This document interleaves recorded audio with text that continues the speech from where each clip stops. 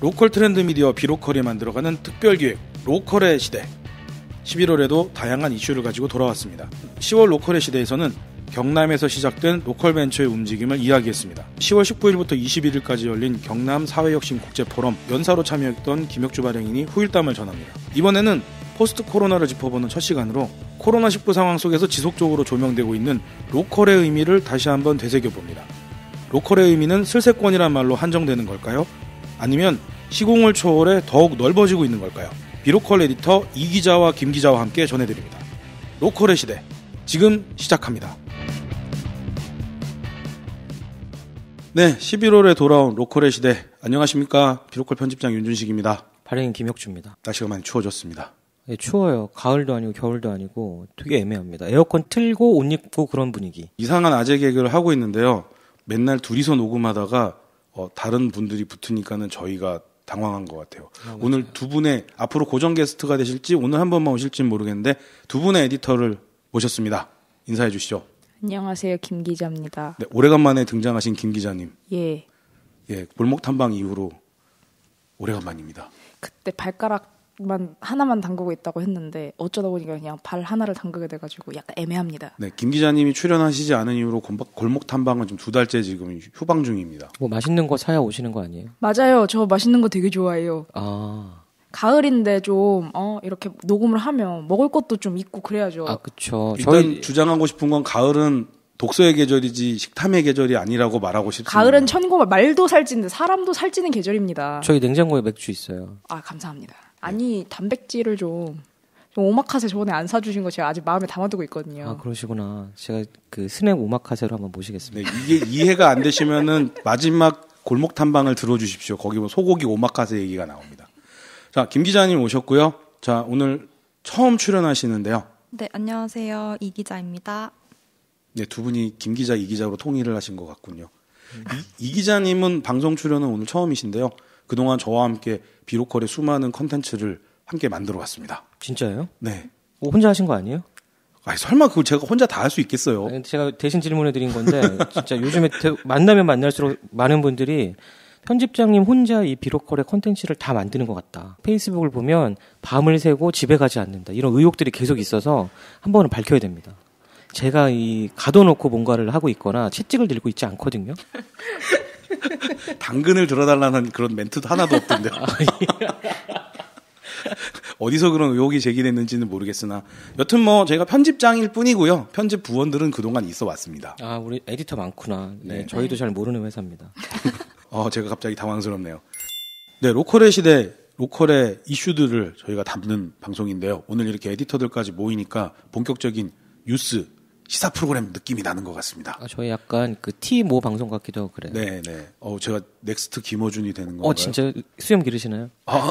네, 오늘 고기 사드릴게요. 아니, 그 수염은 이미 발행님께서 기르신 관계로. 아, 나눠서 하기로? 네, 저는 안 길러도 될 것 같습니다. 머리를 길러볼게요. 아, 그럼 내년에 정계로. 지난 한 달 동안 있었던 이슈 중에서 가장 두드러진 게 감자빵 사태. 약간 좀 애매한 이슈긴 한데 그래도 제법 시간이 많이 지나가서 말할 수 있을 것 같아요. 네. 감자빵은 또 저희 김 기자님이 잘 아시잖아요. 네, 제가 저번에 녹음을 할 때 감자빵을 먹고 너무 맛있어서 몇 개 훔쳐갔거든요. 아, 네, 예. 박스로 가져오셨는데. 맞아요.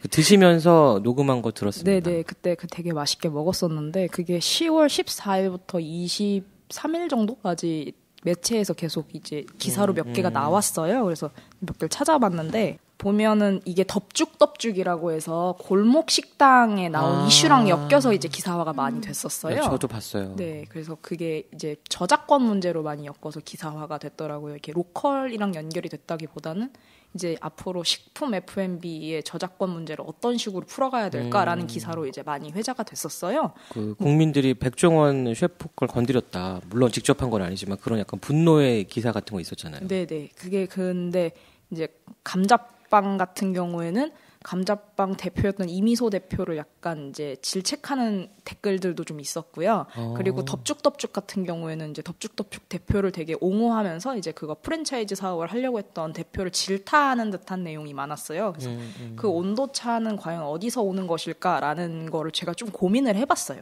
굉장히 좋은 주제인 것 같습니다. 저희 지금 그 로컬 크리에이터 팀빌딩 관련해서 비로컬이 설문조사 진행 중이잖아요. 그렇죠. 저희 100명 이상 받고 있습니다. 거기에 기타 내용 중에 어떤 분이 이런 의미심장한 말을 적어주셨어요. 의견이요? 네, 언론에 등장하고 있는 로컬 크리에이터 그들의 뒷모습이 궁금합니다. 그 좋은 뉘앙스는 아니네요. 좋은 뉘앙스는 아니지만 굉장히 의미 있는 게 지금 현재 보면 로컬 크리에이터들을 되게 낭만적으로 표현하려고 그러거든요. 그게 이제 조희정 박사님은 최근에 로컬의 진화라는 책에서 로컬 낭만론이라는 표현을 해주셨어요. 그러니까 이제 그게 무슨 얘기냐면 기관들은 좋은 사례로 보여주고 싶으니까 아름다운 부분만 보여주고 방송도 방송 콘텐츠로 써야 되니까는 좋은 부분만 보여주고 있는 거거든요. 그렇죠. 일종의 스타성이 있긴 있죠. 네. 그러다 보니까는 조금 전에 김 기자가 지적한 것처럼 왜 로컬의 대표적인 로컬 크리에이터인 그 카페 감자밭의 이미소 대표의 감자빵에 대해서는 부정적인 의견이 왜 나왔을까? 언론과 기관 홍보가 그런 거 조장했을 수도 있다라는 겁니다. 그 동네 한 바퀴 프로그램에 소개되면서 카페 감자밭이랑 감자빵이 되게 많이 전국적으로 알려지게 됐잖아요. 맞아요. 궁예 오빠가 나오는 프로그램에 그렇죠. 한번 나왔죠. 네, 거기서 보여주는 모습들과 아마 대비된 것이 아닐까. 그래서 사실 어찌 보면 지역 소상공인에 불과하고 또 그리고 어떤 면에서는 제가 취재를 직접 갔었으니까요. 그러니까는 굉장히 노력해서 하나하나 한 계단 올라간 로컬 크리에이터인데 완성형 사업자로 보여진 것이 아닌가.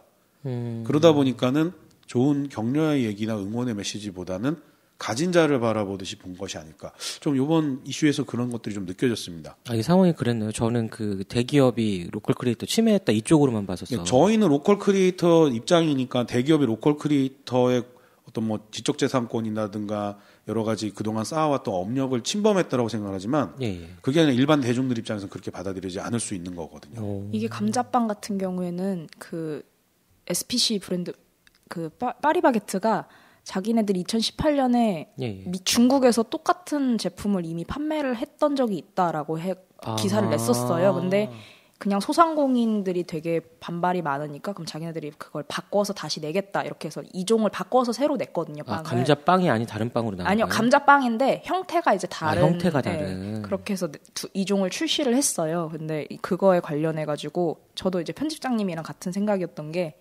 골목 식당 같은 경우에는 이제 거기에서 그 메뉴 개발을 위해서 노트를 뭐 2권인가 3권을 막 할 정도로 몇 주 동안 그 과정이 되게 담겨 있어요. 그러니까 사람들은 그 과정이라는 스토리텔링에 공감을 하는 거죠. 얘가 이만큼 이걸 덥죽덥죽을 연구를 하기 위해서 이만큼 먹어봤고 그게 이제 컨텐츠로 담겼기 때문에 이만큼의 노고가 있기 때문에 이 사람은 이렇게 해줘도 된다. 약간 그런 인식이 있는 것 같아요. 이건 제 생각인데. 그러니까 팬이 좀 생긴 거죠. 네네, 그렇죠. 근데 감자빵 같은 경우에는 그런 거 없이 이제 기업 대 기업으로 붙어버리니까 이게 그런 데에서 넣은 오류가 좀 있는 것 같아요.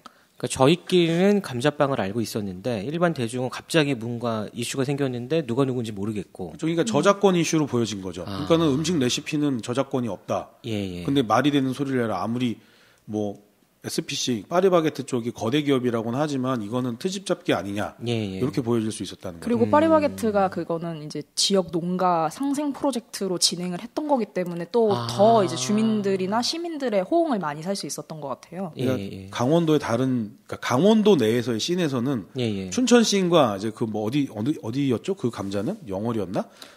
강원도 안에서도 일종의 지역이 다르니까 약간의 그런 갈등 요소가 있었던 거고 그 다음에 이제 이미소 대표가 만든 감자빵은 원재료가 자기 아버지가 개발한 감자에서 출발을 하잖아요. 그러니까 일종의 그런 개인주의나 이기주의로 비춰졌을 수 있는 겁니다. 그러니까 강원도 전체를 얘기하는 SPC가 있었고 개인의 사업으로 아버지의 새로운 어떤 콘텐츠를 갖고 온 개인 사업자가 있는데 갑자기 둘이 싸움이 났다 이렇게 보일 수도 있다는 거죠. 이렇게 보였을 수도 있는 거예요. 그래서 그동안 이미소 대표가 자기 그 감자빵 개발이나 이런 거에 대해서 보여준 거는 자기 인스타그램 SNS 중심이다 보니까 아무래도 그런 설득력이 약해진 게 있는 거고요. 그리고 저희 비로컬 컨텐츠에는 들어있어요. 이미소 대표하고 인터뷰 속에서 나오고 있는데 이게 감자빵이 어느 날 갑자기 뚝 떨어졌거나 다른 데 걸 보고 개발한 게 아니라 이미소 대표가 감자를 상품화하기 위해서 굉장히 2년 이상 자기가 제빵 실험을 하거든요. 그렇죠. 거의 뭐 아무것도 없던 데서 계속해서 공부를 해서 올라간 얘기들이 좀 인터뷰에 담겨 있죠. 처음에 감자를 가지고 다이어트 식품 개발하던 것부터 시작해가지고 굉장히 많은 노력을 해왔는데 그 2년 넘는 노력은 사라져버린 거죠. 그러니까 사람들한테는 이게 어느 날 갑자기 여기저기 벤치마킹에서 나온 것처럼 되어지고 예, 뭐 이런 이미테이션 식품이 일본에서 유행한 거네 뭐네 이렇게 얘기를 하고 있는데 어쨌든 이 감자빵 개발하기까지 많은 노력이 있었고 이미소 대표의 감자빵을 본따서 감자빵 열풍이 다시 분 거거든요. 저희가 뭐 그런 의도는 아니었는데 저희 쪽에서 인터뷰 기사 안 담았으면 좀 많이 억울할 뻔한 사건이네요. 바꿔 말하면은 저희 비로콜이 더 열심히 해야 되는 이유가 바로 여기 있는 건데요. 일단은 이미소 대표를 위해서 약간 변론을 하자면 이미소 대표의 감자빵은 감자 우리 강원도에서 나는 감자 그 자체를 활용하는 감자빵이에요. 근데 다른 곳에서 나오는 감자빵은 감자소를 사용합니다. 이게 뭐가 다른 거죠? 수입이래요. 그러니까는 감자빵이 유행하니까는 감자빵을 팔기 위해서 만드는 거지 실제로 우리나라 강원도 감자 농가를 도와주는 게 아닌 거죠. 근데 그 상황을 혼자 잘 하고 있었는데 때마침 SPC가 강원도 감자를 활용한 제품이 또 나온 거네요. 네, 뭐 그런 셈입니다. 제 생각에는 이제 그런 음식은 사실 그게 저작권이 없잖아요. 그러니까 이제 그런 붐을 타서 파리바게트가 자신의 이미지를 좀 더 홍보하고 농가와 함께 한다는 이미지도 확 살려주면 이제 거기서 매출이 많이 발생하니까 그런 붐을 타고 이렇게 출시를 했다고 생각이 좀 들어요. 이게 사실 뭐 감자뿐만 아니라 감자빵이 나오고 나서 고구마빵도 나오고 이제 그런 어떤 원재료를 사용한 빵들이 많이 나오기 시작을 했거든요. 이미소 대표의 감자빵 사태는 파리바게트에서 더 이상 출시하지 않겠다. 상생의 다른 방법 찾아보겠다라고 하면서 이제 급격하게 진화되는 것처럼 보여지긴 했는데 문제는 로컬 크리에이터의 평판 관리 면에서 봤을 때는 평판은 떨어졌다. 이렇게 보여지는 거죠. 솔직히 제가 그 이후로 뭐 전화를 해보거나 추가 취재를 하진 못했지만 우려되는 건 뭐냐면 이미소 대표가 이 감자빵이 이제 인기를 끌어가는 걸 통해서 지역사회 내에서 고용을 창출하고 공장을 확장했는데 굉장히 새롭게 사업을 확대한다는 건 리스크가 따르는 건데 매출이 주춤하게 되면은 그 또한 좌절되지 않을까 좀 걱정이 되긴 하고요. 무엇보다도 대기업은 홍보팀이 있고 법무팀이 있기 때문에 이런 여러 가지 문제를 논리적으로 이렇게 분석을 해서 상황을 판단할 수가 있잖아요. 근데 로컬 크리에이터는 거의 개인 내지는 가까이 있는 2-3명이서 모든 것들을 처리를 해야 되다 보니까 아마 굉장히 마음고생이 심하지 않았을까 뭐 이런 생각도 듭니다. 뭐 각자의 그 상황 따라서 볼 수 있는 게 좀 다르긴 한데 저희가 혹시 그런 일을 좀 도울 수 있지는 않을까요? 이미 돕고 있는데요. 그런가요? 더 도와야 되면은 저는 아마 집에 못 가지 않을까 뭐 이런 생각을 하기는 하는데만 신사업부를 만들겠습니다.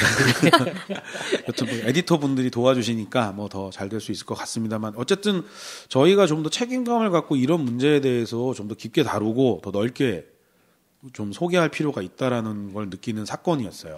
단순히 뭐 인터뷰라든지 소개 차원이 아니라 지금은 진짜로 비즈니스 얘기를 치열하게 해야 되는 거니까 생각을 좀 바꿔야 될 필요가 있겠네요. 논점을 조금 더 바꿔서 얘기를 해본다면 이 문제가 카페 감자밥만의 문제가 아니거든요. 다른 로컬 크리에이터들도 자기만의 창의성으로 로컬 F&B를 개발한다든가 굿즈를 개발한다든가 어떤 서비스나 상품을 개발하는데 그게 이제 자본이 이걸 벤치마크에서 더 개선해서 들어온다면 앞으로 이 문제를 어떻게 해야 되는가, 이걸 지적재산권 문제로 가져가야 되는가, 마케팅 문제로 가져가야 되는가, 또 그리고 이 과정 속에서 평판 관리도 좀 신경을 써봐야 되는 문제인 거거든요. 상상을 좀 해보면 남해에 있는 몽돌을 굿즈로 만들어서 몽돌 비누를 만든 팀도 있거든요. 근데 이게 또 어디선가 나올 수 있는 상황일 거고. 그렇죠. 로컬 맥주도 비슷한 이름이 계속 겹쳐질 거란 말이죠. 지역 이름이 겹친다든지 어떤 재료명이 겹칠 텐데 그러면 자본 싸움으로 갈 거냐 이런 고민도 되겠네요. 로컬 맥주도 나중에 저희가 다뤄봐야 되겠지만 이제 OEM이 가능해졌기 때문에 마케팅 능력을 가진 데는 얼마든지 로컬을 입힐 수가 있어요. 로컬의 본질은 중요하지 않아요. 로컬 입히는 거죠. 예를 들면은 한때 이제 수제 맥주 붐이 이제 캔 맥주화 되기 시작했을 때 어느 특정 브랜드를 제가 말씀드리긴 뭐합니다만은 그 지역 이름을 넣거나 해서 나온 그런 맥주가 있었단 말이죠. 캔 맥주가. 이런 것처럼 로컬이 아닌데 로컬이 되는 경우가 있을 수 있어서 로컬에서 오랫동안 노력해 오셨던 분들의 노고가 좀 감쇄될 수 있다. 앞으로 이걸 어떻게 바라보고 갈 것이냐. 비로콜은 또 어떻게 이런 문제들을 다뤄야 될 것이냐. 사실 더 과제가 많이 나오는 내용이었습니다. 근데 이후에 이제 로컬에서 새로 창업을 준비하신 분들이 고려할 사항이 더 많이 늘어난 거네요. 어떤 느낌으로 어떻게 갈 거냐에 대한 지금 김일도 대표님도 저희 방송 출연해 주셨고 저희가 새로 차세대 백종원이다 이렇게 말씀드리면서 그렇죠. 1도시 패밀리. 네, 1도시 패밀리 김일도 대표님 모시고 저희가 방송한 적이 있었는데요. 10월 달 김일도 대표님도 어려운 일을 겪으셨죠. 그렇죠. 임대료 문제로 여러 가지 분쟁이 좀 있는 얘기를 이제 SNS 상에서 말씀하시고 지상파에도 나왔죠. 근데 그게 이제 탐사보도 프로그램들에서 이제 회자되고도 있는데 결판이 아직 나질 않았어요. 거기도. 예, 뭐 계속 협상 들어간다 뭐 이런 정도 소식만 전해왔고 김일도 대표님은 계속 이어지는 내용에 대해서 SNS나 이런 걸 통해서 이야기하겠다고 하셨는데요. 사실 이 임대료 문제는 김일도 대표님처럼 규모가 큰 비즈니스를 하시는 분들도 이렇게 힘들다라는 걸 보여주는 거거든요. 결국엔 로컬 크리에이터들이 두 가지 측면을 좀 고려하기 시작할 것 같거든요. 그러니까 그동안은 이제 임대 형태로 뭔가 비즈니스를 펼쳐왔는데 서비스를 만들었는데 내가 자산 확보를 해야 되나? 라는 좀 무리한 생각을 하기 시작하지 않을까. 또 한쪽은 그동안에 로컬은 좀 의리로 지내왔어요. 우리 만나면 다 비즈니스 얘기하러 만났는데 퇴근 시간도 없고요. 새벽까지 소주잔을 기울이면서 뭐 형, 동생, 언니, 누나, 오빠 한 다음에 갑자기 제품 출시 이렇게 됐었거든요. 근데 혹시 이제 법무팀에 대한 고민들을 하고 있지 않을까 이런 생각이 좀 듭니다. 지난 회에 저희가 예고한 게 있었는데요. 경남 소식 전해드리겠다고요. 지난해 저희가 로컬 벤처 얘기했었잖아요. 네, 그렇죠. 저희가 로컬 벤처, 로컬 스타트업 또는 로컬 크리에이터라고 불리는 수많은 이름 가운데 경남이 갑자기 새로운 기치를 가지고 로컬 벤처를 밀고 있다 이런 얘기를 좀 했었죠. 네. 마침 저희 방송하고 나서 경남에서 있었던 컨퍼런스에 참여를 하셨는데요. 예, 보통은 이제 행사 다녀오면 우호적으로 변해야 되잖아요. 도지사님께서 잘 참가해줘서 고맙다고 땡큐 카드도 보내주시고 네. 도지사님 사인이 그렇게 생긴지 처음 봤어요. 오. 하지만 세상이 변해서 이메일로 받았죠. 아. 자, 그때 참석하셨던 행사가 어떤 행사인지 좀 소개해 주십시오. 두 번째 국제 행사였는데 경남에서는 어쨌든 간에 경남의 중심으로 여러 가지 상황들을 계속해서 말씀하고 싶으셨나 봐요. 그래서 앞선 행사가 있었지만 올해는 로컬 민주주의라는 이름으로 행사를 하셨습니다. 네. 제목을 이렇게 놓고 보면 전혀 로컬 크리에이터랑 상관없을 것처럼 보여지지만 사실 로컬 민주주의라는 얘기는 굉장히 의미 있는 얘기입니다. 왜 그러냐면요. 로컬 이야기는 사실 정치적 이슈였고요. 우리나라에서 로컬 이야기가 본격적으로 시작된 게 30년 됐거든요. 그렇죠. 지방자치란 얘기랑 좀 궤를 비슷하게 할 네. 수도 있는 것 같아요. 지방자치와도 궤를 함께 하긴 하는데요. 우리나라에서 로컬 얘기가 본격화되게 된 거는 IMF 때문입니다. IMF가 터지면서 우리나라가 이제 세계 금융자본에 편입되기 시작하잖아요. 그렇죠. 그러니까 이제 글로벌화가 그때는 굉장히 부정적인 얘기였어요. 그래서 네. 우리가 남이가랄까? 뭐 그런 식으로 해서 그 내부적으로 똘똘 뭉치는 그런 분위기가 형성이 됐어요. 그때 금모으기 했었잖아요. 아, 저 이거 알 것 같아요. 저희 삼촌이 얘기해 주셨는데 양담배 피면 안 된다 이런 얘기가 있었다고. 그런 식으로 그래서 내부적으로는 그 우리나라 국내를 바라보는 그러니까 글로벌의 상대적 개념으로서 로컬을 바라보기 시작했고 때마침 그 시기에 지방자치도 시작이 됐었기 때문에 우리나라 지방자치의 논의는 30년 이상 지방자치뿐만 아니라 로컬 논의는 30년 이상 지속되어 온 거나 다름없거든요. 그런 의미에서 로컬과 민주주의라는 얘기는 굉장히 유효한 얘기고요. 로컬 트렌드 미디어인 저희는 반드시 다뤄야 되는 내용이었죠. 현장에서 만나보니까 경남이 바라봤던 민주주의 안에는 당사자성도 좀 들어있고요. 그리고 상대방을 이해하거나 다양성을 포용하자는 얘기도 좀 들어있어서 로컬 크리에이터가 지역에서 창업한다는 얘기가 반드시 붙을 수밖에 없겠구나 그런 생각도 좀 들더라고요. 어떤 면에서는 그런 로컬 민주주의, 뭐 지방자치 이런 덕을 경상남도가 보고 있는 게 광역지방자치단체라는 게 존재를 하고 지방자치단체 차원에서의 정책을 내게 되니까 로컬 벤처에 대한 청사진을 그릴 수 있게 된 것이 아닌가 경상남도 자체가. 그래서 로컬 민주주의와 로컬 경제, 로컬 벤처, 로컬 크리에이터 전혀 무관하지 않다 이런 생각이 들었습니다. 그때 가서 컨퍼런스에서 발제도 하셨잖아요.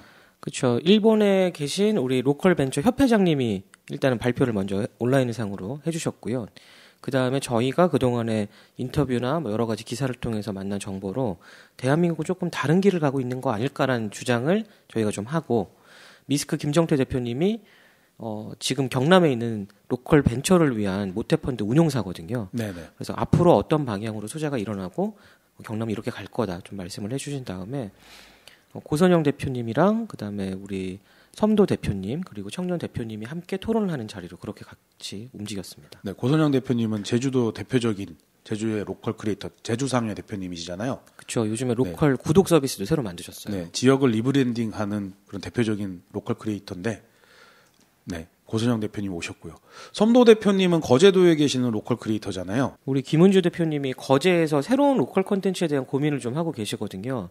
최근에 전시도 하나 고민하시는데 전시 내용을 다 말하면 재미는 없지만 일반적으로는 아티스트와 함께하거나 거제도에 대한 어떤 로컬 콘텐츠 정말로 자연 콘텐츠를 얘기할 수 있는데 그거 말고 타워 크레인 얘기를 하신다든지 블루칼라 얘기를 하신다든지 아빠와 오빠의 직장이 거기 있다도 거제의 컨텐츠라고 말씀하신다는 게 굉장히 인상적이거든요. 보통 거제 자연만 얘기하면은 거제를 대상화하는 얘기일 수 있는데 타워 크레인 얘기와 가족 얘기가 들어간다는 건 진짜 거제의 로컬이라는 생각이 듭니다. 어떤 면에서는 제가 좀 무리한 걸 수도 있는데 빌리 엘리엇이라는 영화 보시면 탄광촌을 배경으로 부모님 뭐 또는 가족들 얘기, 탄광 얘기가 나오잖아요. 또 실직에서 어쨌든 영화에선 주인공이니까 실제 얘기기도 하고 뭐 발레를 전공하는 친구가 갑자기 튀어나온다든지 하는 그런 얘기들 자체가 김은주 대표님 얘기랑 좀 유사성이 있어서 저는 좀 남다른 애착이 좀 생겼어요. 네네. 경남 컨퍼런스 가셔서 또 더 교류하셨으니까는 더 많은 점을 알고 계신 게 된 것 같습니다. 저희가 지난번 경남 일정으로 가서 잠깐 뵀었잖아요. 그렇죠. 저희가 인터뷰한다고 약속을 잡았는데 경남의 도로 사정을 몰라서 약속 시간을 좀 많이 비껴 나갔었죠. 네, 그래도 숨겨진 곳에 있는 그런 비밀스러운 장소에 간 것 같아서 너무 좋았고 그걸 아마 그 아티스트 인 레지던스라고 얘기하나요? 그렇죠. 단기 체류하면서 네. 작가들이 뭔가 하실 수 있는 그런 프로그램을 하시는 그 중간에 잠깐 배운 거라 좀 귀중한 만남이기도 했습니다. 요번에 이렇게 또 새로운 결과물을 내신다고 하니까 되게 좋네요. 그리고 봤더니 전시 내용 가지고 텀블벅에서 현재 펀딩도 하고 계세요. 그래서 조금 더 살펴보실 수 있지 않나 싶고요. 네, 뭐 경남 그 컨퍼런스 가셨던 얘기 하다 보니까는 사람 소개로 가버렸었는데요. 네, 저희가 항상 사람을 만나다 보니까 그렇긴 한데 경남 얘기를 좀 정리를 하자면 단순히 민주주의 얘기보다는 로컬에서 어떤 일을 할까에 대한 얘기를 좀 부각시키고 싶으신 게 아니었을까. 왜냐하면 다른 어떤 세미나나 다른 프로그램들을 쭉 해서 며칠 동안 만드셨는데 대부분이 다 로컬, 그다음에 경남이란 키워드가 빠지지 않거든요. 당연히 경남에서 한 국제 포럼이니까 그럴 수 있지만 조금 더 강조하시고 있었다는 느낌이 들었어요. 아, 귀한 행사였는데 경남 쪽이다 보니까 서울에서 하는 게 아니라서 좀 많이 부각되지 못했던 점도 있는 것 같아서 좀 아쉬웠어요. 그리고 이게 불행 중 다행인 게 유튜브 채널에 남아 있습니다. 그래서 행사를 어떻게 하셨는지도 있고 자료집도 공유하시니까 한번 찾아보시는 것도 좋을 것 같아요. 네, 경남의 로컬 벤처 논의는 이제 시작된 거라서요. 저기 2021년도까지 지켜보면서 전해드리도록 하겠습니다. 자, 지난달에 저희가 예고했던 게 경남 갔다 온 얘기 한다고 말씀드렸고요. 이번 달에 포스트 코로나 얘기를 좀 더 좀 해보겠다고 이야기를 했었는데요. 포스트 코로나 이야기로 넘어가 보도록 하죠. 근데 포스트 코로나가 뭐죠? 코로나 다음이죠. 코로나, 그렇구나. 아니, 왜, 새삼 왜. 아니, 근데 제가 왜 질문을 드리냐면, 네. 이 포스트란 용어를 쓰면서 어디에 그 주제를 앞에 둘지 뒤에 둘지에 따라서 느낌이 달라지는 거예요. 이해도도 달라지고. 예를 들면, 포스트 코로나라는 게 지금 위드 코로나라는 단어랑 같이 쓰고 있잖아요. 네네. 그래서 코로나랑 같이 살아가는 삶을 말하는 건지, 종식 이후의 삶을 살아가는 건지 좀 구분이 안 가기도 하거든요. 그거는 이 용어를 만들어낸 사람들이 참 지혜로울 수 있는 건데요. 이 포스트라는 용어가 포스트 모더니즘 논쟁 때 등장을 하면서 만능 용어가 됐잖아요. 아, 그런 거예요? 저는 우유에 말아먹는 그거밖에 몰랐어요.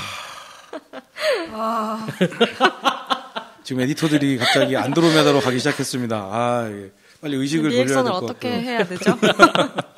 사자 좋아요. 호랑이 아닌가? 호랑이는 그럼 켈로그구나. 켈로그입니다. 네, 맞습니다. 그렇게 나오기 시작하면 무지개 색깔 링으로 가야 되는데. 너무 하신 거 아닙니까? 호랑이랑 사자는 대결 구도라고요. 저는 파마첵스 투표했습니다. 그 이야기가 자꾸 안드로메다로 가잖아요. 그래서 어쨌든 포스트 모더니즘 논쟁 때 포스트가 뭘 의미하느냐, 그게 뭐 예를 들어서 후기를 의미하느냐, 예. 그 나중을 얘기를 하는 거냐, 그리고 대응하는 카운터의 예, 예. 반 모더니즘을 얘기하는 거냐면 이런 포스트라고 하는 그 접두사가 갖고 있는 다양한 의미를 가지고 이야기를 하다 보니까 모더니즘에 대한 그 다음에 나온 포스트 모더니즘 얘기가 굉장히 방만해졌거든요. 근데 예, 그만큼 포스트 모더니즘이란 당시의 문화적인 사조가 많은 다양성을 담고 있다 보니 그랬던 건데 예. 그래서 코로나도 포스트 코로나라는 용어가 지금 나오게 된 것 같아요. 왜냐하면 코로나가 지금 끝난 게 아니잖아요. 그렇죠. 네, 현재 그리고 진행 중이죠. 제가 어디선가 본 문헌에 보면 왜 코로나19인지 아느냐? 몰라요. 그랬더니 코로나 20이 나올 수 있기 때문에 코로나 19인 거다. 이렇게 진짜요? 말하는. 내년형이 또 나오는 거예요? 그러니까 이제 계속 변종 코로나 바이러스가 나오고 있는데다가 그다음에 지금 한 2, 3년 주기로 계속 팬데믹이 일어났잖아요. 사스라든가 메르스라든가 이런 게 있어 왔기 때문에 이제 앞으로는 그런 것들이 있을 것을 염두하며 살아간다라고 보고 있는 거죠. 그러니까 위드 코로나도 맞는 말인 겁니다. 갑자기 그거 어두워지네요. 네. 대략적으로 코로나를 좀 이제 알려면 5년은 있어야 된다라는 얘기를 지금 간호사 일하는 언니한테 들은 적이 있어요. 저희 지금 1년 차죠. 네, 그렇죠. 이제 연구가 시작이 됐기 때문에 앞으로도 계속 지켜봐야 한다고 하더라고요. 네, 그러니까 포스트 코로나는 코로나가 종식된 이후의 이야기라기보다는 지금 코로나가 발생된 이후라는 의미의 포스트가 더 많이 담겨 있지 않나 싶어요. 오. 네. 왜 오가 된 거죠? 드디어 등장하셨습니다. 네, 제가 아는 주제가 이거밖에 없어서. 무언가 이겨주실 것 같아요. 이 기자님. 기자. 네, 그래서 포스트 코로나 이야기는 지금 많이 나오고 있는데 제가 검색을 해봐도 이렇다 할 만한 얘기가 없어요. 저는 찾으니까 음모론밖에 안 나오더라고요. 그 정보가 좀 쓸만한 게 없어요. 유튜브를 많이 보시나 봐요. 자꾸 그런 걸 밀어줘가지고 요즘에 눌렀더니 자꾸 그런 것만 나옵니다. 유튜브 알고리즘이 거기는 그것만 밀어주시는 건가 보군요. 전 조금 더 하면 막 프리메이슨 얘기할지도 몰라요. 저는 이상하게 유튜브 들어가면 자꾸 맛집 콘텐츠만 나와요. 전통주하고. 예. 네. 요즘 그래서 한강주조 그 광고 보면서 즐거워하고 있죠. 근데 어쨌거나 이 코로나 때문에 갇혀 지내고 뭔가 고민이 되다 보니까 이런 컨텐츠 소비가 좀 늘어난 것 같기도 하고요. 포스트 코로나 이야기 굉장히 광범위하고 좀 이렇게 정형하기 어려운 거라서 이번 로컬의 시대에서 다 얘기하기는 어려울 것 같은데요. 일단은 모종린 교수님께서 코로나가 로컬에도 집중하게 만든다라고 말씀을 하셨어요. 인문학 라이프스타일을 제안하다 토크 콘서트 때도 그런 언급을 좀 살짝 하시긴 했었거든요. 아무래도 로컬 씬에서 지금 주요하게 나온 얘기는 신뢰할 만한 장소에 가고 싶다. 그리고 상대방이 누군지 아는 곳에 가고 싶다. 왜냐하면 불특정 다수를 통해서 코로나가 발병하니까 내가 아는 사람들이 걸렸어도 어쨌든 간에 저 사람은 좀 낫지 않나. 내가 아는 사람이니까. 그리고 항상 내가 가는 장소에서 안정적으로 삶을 추구해왔기 때문에 낯선 장소에는 좀 안 가려고 한다가 동네 얘기 골목 상권으로 모이고 있다 쪽으로 좀 만들어지고 있죠. 슬세권이라는 용어가 등장하면서 골목에 있는 가게들을 사람들이 다시 찾기 시작했다. 모종린 교수님은 로컬을 재발견하는 시대가 된 것이다라고 말씀하셨죠. 그렇죠. 저 관련해서 작은 세미나에 저희 이 기자가 다녀왔습니다. 방금 언급해주신 내용의 다음 단계에 해당하지 않을까 싶은 내용을 조금 얻어왔어요. 포스트 코로나 시대의 지역 축제 가능성과 전망이라는 타이틀로 진행된 세미나였고요. 서강대 조희정 박사님께서 초청을 해주셔서 다녀왔는데요. 자세한 내용은 너무 자세하게 밝히지 말아달라고 하셔서 약간 좀 중요한 내용이 있었나 보네요. 뭐 그런 것보다도 학술적인 느낌의 그런 세미나였던 것 같아요. 공개 형태보다는 네, 조금 과정에 해당하는 내용이어서 아직은 뭔가 정의 내리지 말아달라 약간 이런 의미인 그러셨구나. 것 같아요. 근데 여기서는 축제를 사례로 들어서 이제 포스트 코로나 시대에 대한 이야기를 해주신 건데요. 그 중에서도 이제 그 포스트 코로나 시대의 문화 예술의 위기와 대안이라는 주제로 그 참가자분께서 발언을 해주신 게 있는데 로컬이라는 개념이 앞으로 더 확장될 거다라는 주제를 얻어왔습니다. 규모가 커진다는 건가요? 아니면 다른 분야로 간다는 건가요? 방금 말한 슬세권이라고 하면 걸어서 갈 수 있는 이 어떤 땅의 느낌이 있잖아요. 그게 아니라 어떤 스팟이거나 공간이거나 아니면 어떤 사람이거나 그러니까 관심사로 총칭이 될 수도 있고 약간 그런 식으로 변형이 되어서 로컬이라는 단어가 원래 지역이라는 뜻이잖아요. 근데 그 공간을 벗어나서 아예 다른 개념으로 확장이 될 것 같다. 그동안에 저희 비로컬이 주장하던 바하고 좀 겹쳐서 다행이라는 생각도 드네요. 네네, 저희가 틀리지 않았네요. 역으로. 2020년도에 로컬 크리에이터들이 되게 많이 힘들었잖아요. 연초에 뭔가 구상해놓은 행사라든가 기획이라든가 프로그램이 많았는데 일단 프로그램 하시는 분들은 좁은 공간에 들어갈 수가 없으니까 다 취소시켜야 되는 상황이 벌어졌고요. 그리고 지역 축제나 이런 거에 연동된 뭔가 행사를 만드신 분들도 행사를 벌릴 수가 없었단 말이죠.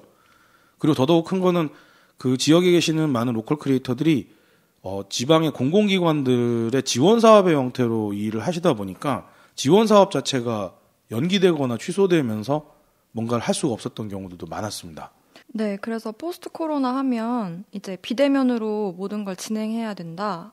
그런 말이 나오면서 언택트라는 단어가 다시 엄청 나오기 시작했잖아요. 네. 근데 여기서 포인트는 이제 지역의 것들을 온라인으로 옮기는 데 있어서 그냥 그 오프라인에서 했던 경험을 온라인으로 옮기는 형태가 중요한 것이 아니고 그러니까 콘텐츠의 형태가 아예 바뀌어야 된다는 논의가 있었어요. 저 이거 알 것 같아요.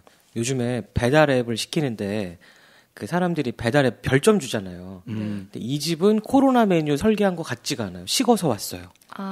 항상 팔던 걸 그대로 배달만 해주는데 세상이 어느 때인데 빨리 배달하는 거에 맞춰서 또는 느리게 배달하는 거에 맞춰서 제품 설계를 다시 했어야죠. 뭐 예를 들면 국수면 분리해서 줬어야죠. 네. 이런 얘기들을 평점에서 하고 있더라고요. 네네. 그런 것도 다 포함이 될 것 같아요. 방금 말씀하신 그 오프라인에 관한 내용들이 있었잖아요. 근데 이제 이게 원래는 그 특정 장소에서 특정된 날에 그들이 보여주고 싶어하는 것들을 우리가 직접 가서 체험을 하는 형태로 관람을 하곤 했었는데 이게 온라인으로 옮겨가면서 이제는 이게 기록으로 남잖아요. 예, 온라인으로 옮길 때 요즘은 이제 제일 많이 하는 게 VR이나 AR 형태로 이제 3D 형태로 우리가 직접 거기에 가서 보는 것처럼 이렇게 3D 형태로 만들어서 볼 수 있게 많이 해놓잖아요. 특히 전시장 같은 곳. 근데 그런 식으로 이게 온라인으로 옮겨지면 이게 한번 옮겨지면 기록이 남기 때문에 꼭 그날이 아니어도 우리가 원하는 시간에 원하는 장소에서 그런 내용들을 소비할 수 있게 된 거죠.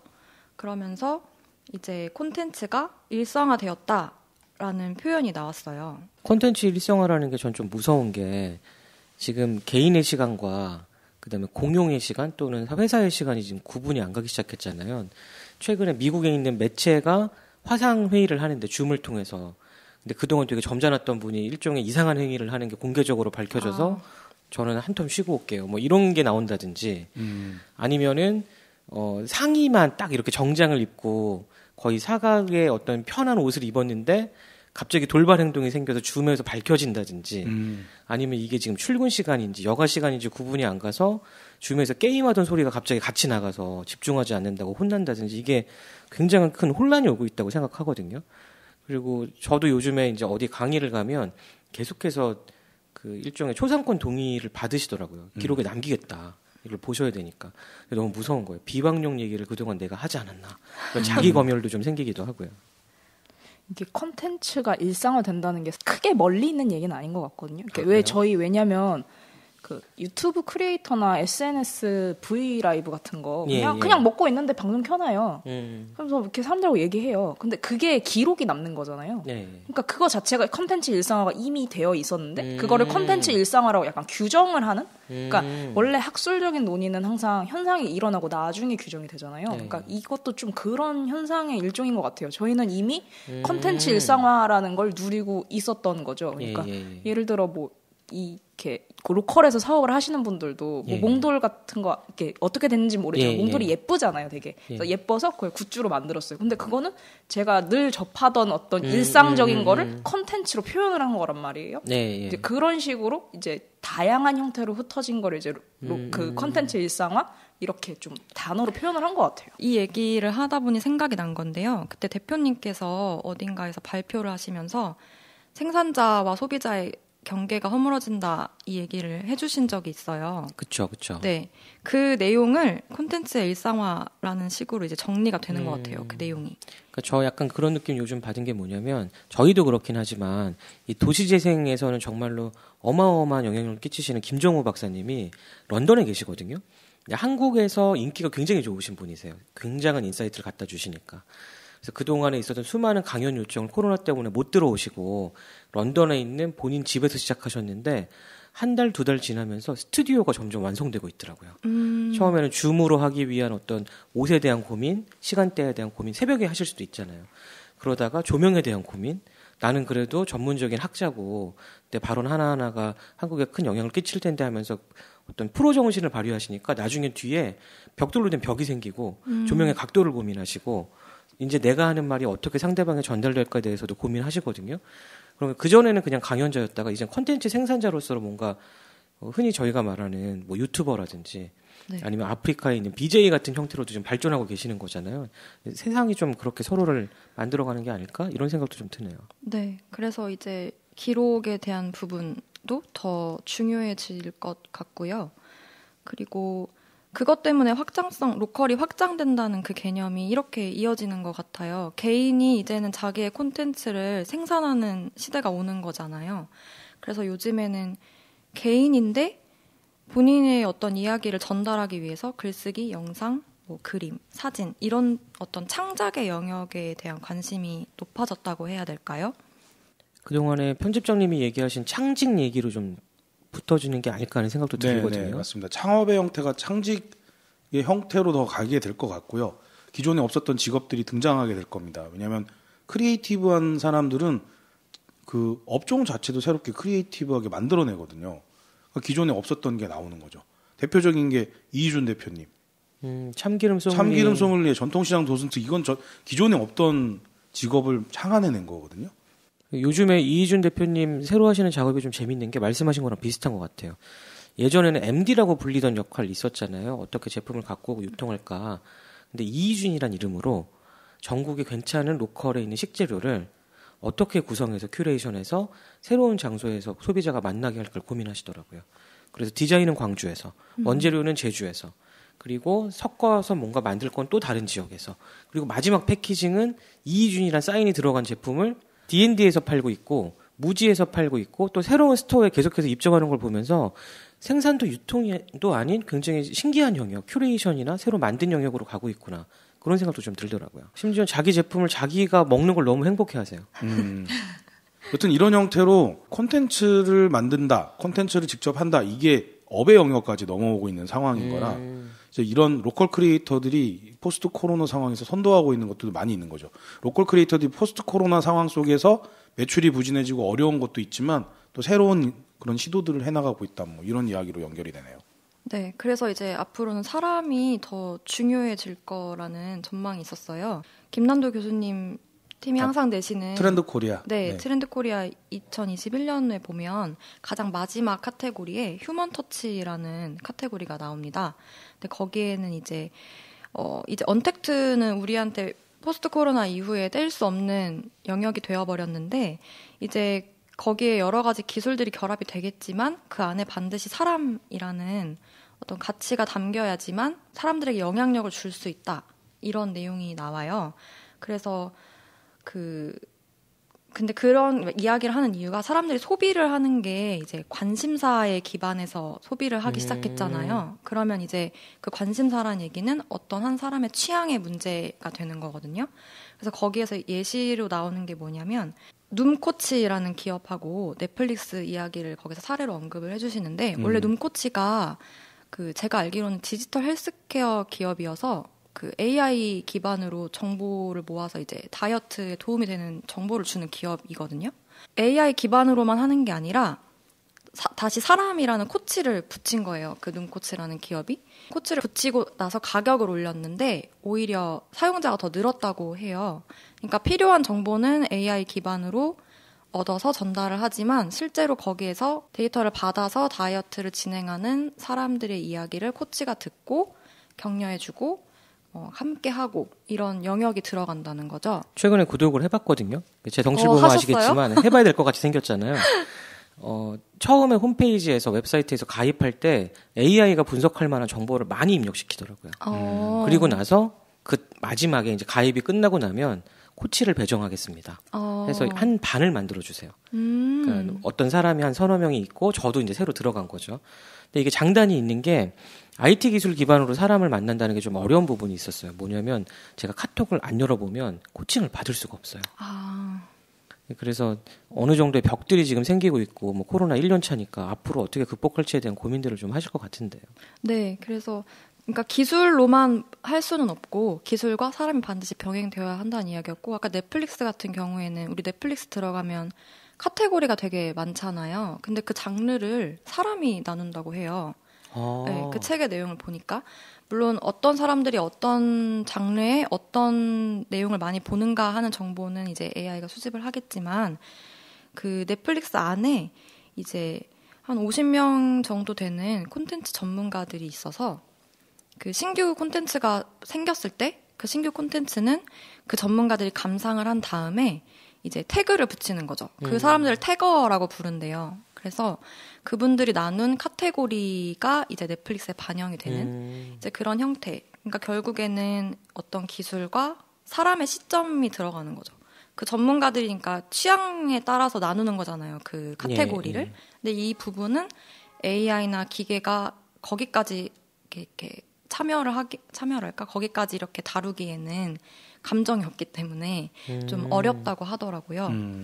그래서 앞으로 사람이 더 중요해진다 이런 이야기가 나오고 있어서 근데 그 부분을 봤을 때 그렇기 때문에 로컬 크리에이터들의 영향이 이제 지역에서 훨씬 더 많이 전파가 되겠구나 이런 생각을 하게 됐어요. 콘텐츠를 주도하는 사람이 로컬 크리에이터고 지금 쭉 말씀해 주신 것처럼 어떤 중요한 위치에 가게 될 거다라고 생각하신다는 거죠? 네. 그리고 이제 우리 비로컬에서 취재한 내용들을 보면 대부분 그분들이 본인의 취향에 기반해서 가시잖아요. 그 지역에 살게 된 것도 본인이 원해서 아니면 어떤 일을 할 때도 내가 이 일을 하고 싶었기 때문에 이런 식으로 취향에 기반해서 어떤 일을 하시는 분들이기 때문에 앞으로는 훨씬 더 지금도 물론 많이 영향을 주고 계시지만 그보다는 더 많은 영향을 미치지 않을까 네, 이런 생각이 들었습니다. 비로컬이 정의하는 로컬 크리에이터는 반드시 창업을 해야 된다를 저희가 그동안 강조했잖아요. 그런 면에 있어서는 회사를 만들고 서비스를 만들고 비즈니스를 한다는 측면에서 큐레이션 할 수 있는 사람 또는 콘텐츠를 직접 생산할 수 있는 사람에 대한 의미가 좀 부각이 되겠다 이런 생각도 좀 드네요. 결국 모든 건 사람이 주도를 해야 사람들이 좀 붙는다고 생각을 해요. 그러니까 AI 같은 경우에는 지금은 이제 지금 상태에서 얘기를 하면 감정도 없고 뭐도 없어서 사실 그 AI 지식을 분류하는 것도 분류하는 사람이 그거 너 예를 들어 뭐 우유 그러면 이거 음식이야 이거 뭐 푸드야 이런 거 다 붙여준다 그러더라고. 인덱싱 작업을 그걸 사람이 해준대요. 아 그게 디지털 일자리구나. 네. 근데 음식이랑 푸드랑 같은 말이잖아요. 생각이 안 나서 배가 고파서 그래요. 아 진짜. 좀 이따 삼겹살 태그하러 가죠. 우와. 그래서 그거를 일일이 사람이 해준다는 거예요. 그러면 사람이 붙여주는 거에는 물론 그렇게 카테고리가 명확히 나눠지는 것도 있지만 아닌 것도 있다는 거예요. 그럼 결국 아까 그 취향의 문제랑 저는 겹친다고 생각을 하거든요. 결국 모든 거엔 사람이 뭔가를 해줘야 그거를 공감하는 사람이 생겨서 거기에서 소비가 창출이 된다는 생각이 좀 드네요. 근데 본질이 사람이다. 이런 얘기가 근데 코로나 때문에 우리 못 만나는데 앞으로 어떻게 해야 되는 건가요? 근데 이게 못 만나니까 사람에 대한 굶주림이 좀 더 많이 생기는 것 같아요. 맞아요. 그래서 오히려 더 공감을 받고 싶어 하고, 그러니까 피부로 대면하는 온기가 아니라 내 이야기를 누군가 들어주고 같이 이야기하고 소통하고 이런 부분에서의 공감? 그걸 훨씬 더 원하게 되는 것 같더라고요. 기술에 대한 어떤 방식이 정말로 기술적인 거랑 이런 인문 감성학적인 게 다를 수 있잖아요. 한 1,000명 넘어가는 로컬 크리에이터 커뮤니티를 운영하고 있는데 거기에 재미있는 포스팅이 올라온 거예요. 항상 재미있는 활동을 하시는 아야어여라는 팀이 있거든요. 근데 줌으로 눈싸움 대회를 하시더라고요. 그래서 눈싸움 1등은 100만 원 준다고. 네, 그래서 이게 기술을 이해하는 방식이 좀 다를 수 있다. 편집장님 나가시나요? 아니요, 저는 눈싸움이 약해서 100만 원에 혹한 거죠. 근데 저희도 나름 이제 원격지 근무를 하시는 팀들이 있으시잖아요. 그럼 저희도 한번 그런 거 한번 해볼까요? 저는 눈싸움 하면은 제가 웃겨가서 웃다가 져요. 앞으로 제일 중요한 건 결국엔 사람이다라는 얘기가 전 그런 생각이 드는데요. 기술을 사람이 어떻게 쓸까로 보여지는 팀이 있을 거고 기술을 기술이라고 주장하는 팀이 있을 텐데 로컬 크리에이터는 어디로 갈까요? 오늘 여기까지 이야기하는 걸로 하죠. 진짜요? 이렇게 끝나요? 네. 배고프니까 그냥 빨리 끝내요. 네, 그런가? 아까 삼겹살 태그한다고 그러셔갖고 갑자기 방송을 여기서 중단해야 되겠다는 생각이 진짜요? 들었어요. 제 책임이네. 못다한 이야기는 12월로 넘겨서요. 12월에 연말 결산하면서 포스트 코로나에 대한 얘기를 좀 더 깊게 해봤으면 좋겠습니다. 오늘 처음 출연하시니까 어떠세요? 되게 어색해 하시는 것 같긴 했는데. 네, 너무 긴장했고요. 무슨 말을 했는지 모르겠네요. 그러나 삼겹살은 태그 된다는 거. 네, 너무 신납니다. 빨리 가시죠. 근데 진짜 오래간만에 등장한 김 기자님도 팬도 계시니까 한번 좀 성의 있게 인사해 주세요. 제 팬이 계시다고요. 와. 저한테 그럼 직접적으로 맛있는 걸 좀 제공을 해주시면. 그럴 용이 있다고 서촌의 설재호 대표님이 이거 뒷광고 아니에요? 뒷광고? 진짜 얘기하셨어요. 뒷광고는 아니고요. 그냥 먹고 제 뱃속에 저장. 다음에 또 뵙겠습니다. 네, 청취해 주셔서 감사하고요. 다음 시간에 또 만나 뵙도록 하겠습니다. 삼겹살 먹고 곧 다시 돌아오겠습니다.